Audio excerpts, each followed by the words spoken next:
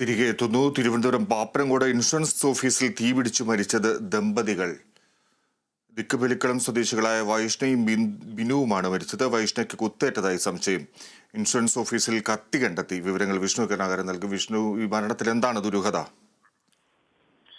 Fiji Pappanamcode insurance കമ്പനിയിൽ നിന്നും ഒരു ഫ്രാഞ്ചൈസി എടുത്ത് പ്രവർത്തിക്കുന്ന സ്ഥാപനമാണ് തീപിടുത്തം ഉണ്ടായിരിക്കുന്നത്. ഈ തീപിടുത്തത്തിൽ ആദ്യം തന്നെ രണ്ടുപേർ മരിച്ചതായി പോലീസിന് വിവരം ലഭിച്ചിരുന്നു. ഈ വിവരത്തിന്റെ അടിസ്ഥാനത്തിൽ പോലീസ് അന്വേഷണം ആരംഭിച്ചപ്പോൾ തന്നെ ഈ സ്ഥാപനം നടത്തുന്ന വൈഷ്ണയാണ് ആദ്യം മരിച്ച ഒരാൾ.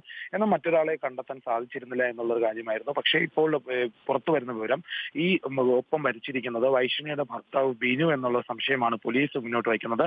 സംഭവ സ്ഥലത്ത് നിന്ന് പോലീസ് ഒരു കത്തി കണ്ടെത്തിയിട്ടുണ്ട്. വൈഷ്ണയെ കുത്തിക്കൊലപ്പെടുത്തിയ ശേഷം ബിനു സ്ഥാപനത്തിന് തീയിട്ട് ജീവൻ ഒടുക്കിയതാകാം എന്നുള്ള ഒരു നിഗമനം പോലീസിന്റെ ഭാഗത്തുനിന്ന് ഉണ്ടായിട്ടുണ്ട്. ഏതായാലും മൃതദേഹം ബിനുവിന്റേതാണോ എന്ന് തിരിച്ചറിയാൻ ഒരു DNA പരിശോധന നടത്തും. DNA പരിശോധനയിലൂടെ അത് ബിനു ആണെന്ന് വ്യക്തമായി കഴിഞ്ഞാൽ ഈ കാര്യങ്ങൾ ഏകദേശം ഈ കണക്കുകൂട്ടൽ സത്യമാണെന്ന് നമുക്ക് ഉറപ്പിക്കാൻ സാധിക്കും. സംഭവത്തിൽ നേമം പോലീസാണ് അന്വേഷണം നടത്തുന്നത്.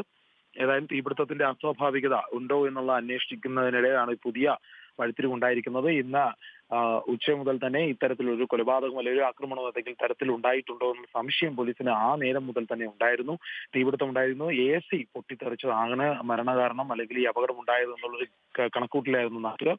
എന്നാൽ ഷോർട്ട് സർക്യൂട്ടിനുള്ള സാധ്യത വളരെ കുറവായിരുന്നു. അതിന്റെ അടിസ്ഥാനത്തിൽ പെടുത്തി തന്നെയായിരുന്നു ഈ വൈഷ്ണയെ കൊലപ്പെടുത്തിയിട്ടുണ്ടോ എന്ന് സംശയമുണ്ട്. ഒരാൾ വൈകിട്ട് മുമ്പ് ഈ പ്രശ്നമുണ്ടാകുന്നത് 1:30യോടെയാണ് തീപിടുത്തം. അതിനു മുൻപ് തന്നെ രാവിലെ മുതൽ തന്നെ ഒരാൾ അവിടെ വന്ന് പ്രശ്നമുണ്ടാക്കിയതായി നാട്ടുകാർ പറയുന്നു. ആരാണെന്നുള്ളൊരു വ്യക്തത ആർക്കുമില്ലായിരുന്നു. അതിനുശേഷമാണ് ഈ ഒരു കാര്യങ്ങൾ കണക്കുകൂട്ടി നോക്കുമ്പോഴാണ് ഇതൊരു കൊലപാതകമാണോ എന്നുള്ള സംശയം പോലീസിന്റെ ഭാഗത്തുനിന്ന് ഉണ്ടായിട്ടുണ്ട്. ഇപ്പോൾ ഭർത്താവ് തന്നെയാണ് ഈ ആക്രമണം നടത്തിയതും ഭർത്താവാണ് ഒപ്പം മരിച്ചിരിക്കുന്നത് എന്നുള്ളൊരു സൂചനയാണ് ഇപ്പോൾ പോലീസിനുള്ളത്. ഏതായാലും ഈ ശവശരീരത്തിൽ നിന്നുള്ള DNA പരിശോധനയ്ക്ക് ശേഷം ഇത് കൃത്യമായി ഉറപ്പുവരുത്തും. ഏതായാലും നിലവിലെ ഒരു നിഗമനം ഇതൊരു കൊലപാതകമാണെന്നും ഇത് ദമ്പതികൾ തമ്മിലുള്ള പ്രശ്നത്തിലുണ്ടാകുന്ന ഒരു അപകടമാണെന്നും വ്യക്തമാക്കുന്നുണ്ട്. ശരി വിഷ്ണു.